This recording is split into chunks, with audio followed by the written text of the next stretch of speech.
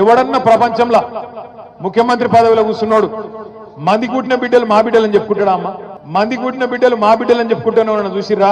కేసీఆర్ ఇచ్చిన ఉద్యోగాలు కూడా నేను ఇచ్చినా అని చెప్పుకుంటున్నాడు నిన్న ఢిల్లీలో.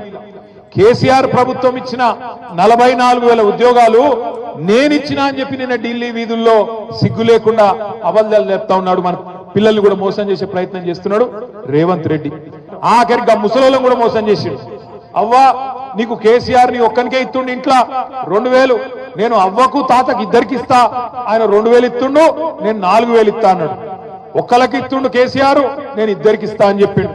ప్రభుత్వ ఉద్యోగుల తల్లిదండ్రులు ఉంటే వాళ్ళకు కూడా ఇస్తా అని చెప్పిండు. వస్తున్నాయా మరి 4,000? ముసలోళ్ళు చెప్పాలి, వస్తున్నాయా 4,000? ఎక్కడ 4,000 ఎక్కడిది? ఉన్న 2,000 2 నెలలకు కొట్టిండు.